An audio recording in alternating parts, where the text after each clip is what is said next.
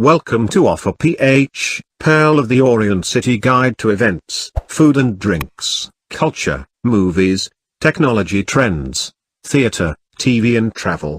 Explore more than 7,000 wonderful Paradise Island, experience and immerse to the Mahalakan culture of jure. Arnis enjoys the status of the de jure national sport of the Philippines.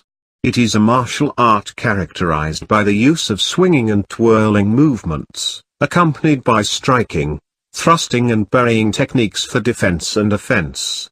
Having been handed down from generation to generation for centuries, the discipline hones the skill, speed, accuracy and agility of its practitioners. Please subscribe in our YouTube channel and follow and like us on Facebook #OphirPh.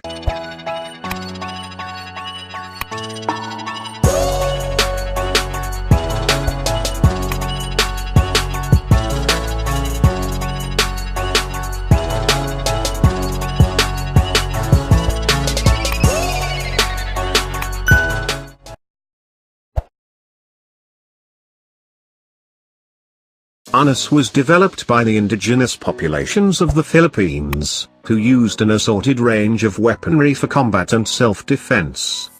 Encompassing both simple impact and edged weapons, Arnis traditionally involved rattan, swords, daggers and spears. In 1521, equipped with nothing more than bladed weapons and their fearsome Arnis abilities, Filipino islanders defeated Ferdinand Magellan's armored, musket-bearing Spanish conquistador forces when they tried to invade. When the Spanish eventually returned and successfully conquered parts of the Philippines, the traditions of Arnis were preserved, despite its prohibition, in the forms of ritual dance, performance and mock battles. While earlier Filipino martial arts were influenced by Spanish colonization, the modern forms have been affected by the country's contact with both the United States and Japan after gaining independence in 1898. Just over a century later, in 2009, the government of the Philippines declared Arnis to be the martial art and national sport of the Philippines. Arnis is otherwise known as eskrima, kali and garrote, and by even more names in different Filipino regional languages. Although Spanish influence had a pacifying effect on Filipino martial culture, the original warrior ethos has persisted and remains on the fringes of the art. Arnis death matches were outlawed as late as 1945, yet, as Mark V. Wiley explains in Filipino martial culture, they still take place in private today. The Philippine government's declaration of Arnis says the national sport has codified a clear martial culture. This should begin to develop an accessible story of Filipino cultural heritage that the outside world can grasp, like Japan did during the Edo period, 1603 to 1868, and as post-cultural revolution China has done with Wushu. Like all martial arts, Arnis is primarily defensive, encompassing hand-to-hand combat, grappling and disarming techniques.